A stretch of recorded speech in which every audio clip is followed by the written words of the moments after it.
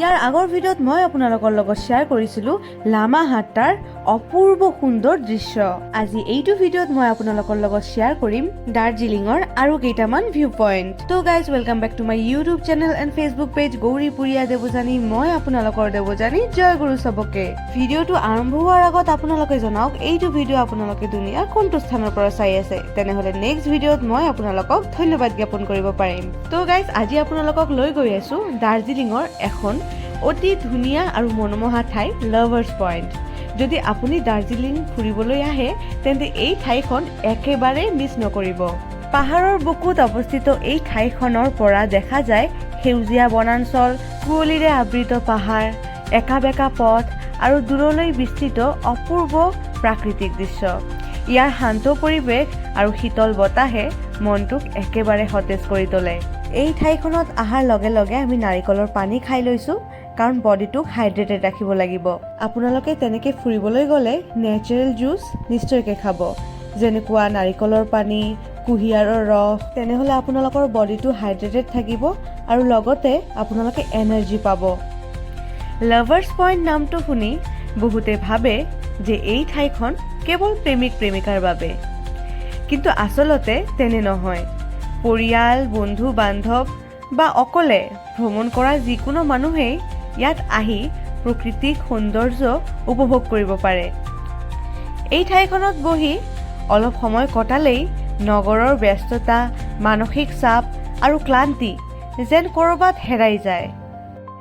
আমাৰ নিচিনা ফটোগ্ৰাফী ভালপোৱা মানুহৰ বাবে লাভাৰ্ছ পইণ্ট একেবাৰে স্বৰ্গৰ দৰে। ইয়াত প্ৰায় প্ৰতিটো কোণেই ফটো তোলাৰ বাবে অসাধাৰণ। বিশেষকৈ ৰ'দ আৰু কুঁৱলীৰ খেল, পাহাৰৰ স্তৰবোৰ আৰু সেউজীয়া প্ৰকৃতিৰ সকলো মিলি এক অনন্য অনুভৱ দিয়ে। আমি যিহেতু ব্ৰেকফাষ্ট কৰিয়েই ওলাইছিলোঁ আৰু এতিয়া দুপৰীয়া হৈ আহিছে, কিবা খাবলৈও মন কৰি আছে।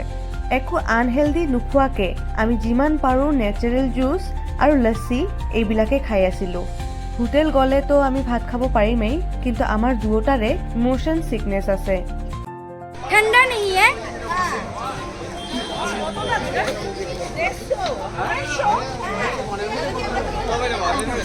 लिम्का खाओ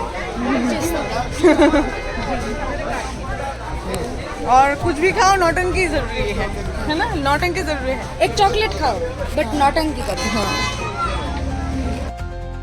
अभी हम आ चुके हैं तीनसुले व्यू पॉइंट में। वहाँ देखिए पहाड़ है और यहाँ मैं हूँ और ये बेबी है। पूरे बस से बचा के घूमने निकल जाया करो।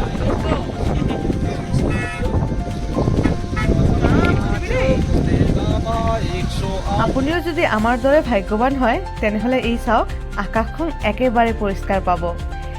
চাওক দূৰৰ পাহাৰবোৰৰ দৃশ্য আৰু অধিক মনোমোহা হৈ উঠিছে, নহয়নে? শীতকালত কুঁৱলীৰ মাজেৰে দেখা পোৱা দৃশ্যবোৰ যেন এক জীৱন্ত ছবি। ইয়ালৈ আহোঁতে অনুগ্ৰহ কৰি পৰিৱেশ পৰিষ্কাৰ ৰাখিব। প্লাষ্টিক বা আৱৰ্জনা পেলাই প্ৰকৃতিক দূষিত নকৰিব। এই ধুনীয়া ঠাইখন আমাৰ সকলোৰে, সেয়ে ইয়াক সংৰক্ষণ কৰাটোও আৰু পৰিষ্কাৰ কৰি ৰখাটোও আমাৰ দায়িত্ব। প্ৰকৃতিৰ মাজত শান্তি বিচাৰি আহি যদি আমি ইয়াতে আৱৰ্জনাই পেলাওঁ, আমি কিহৰ প্ৰকৃতি প্ৰেমী?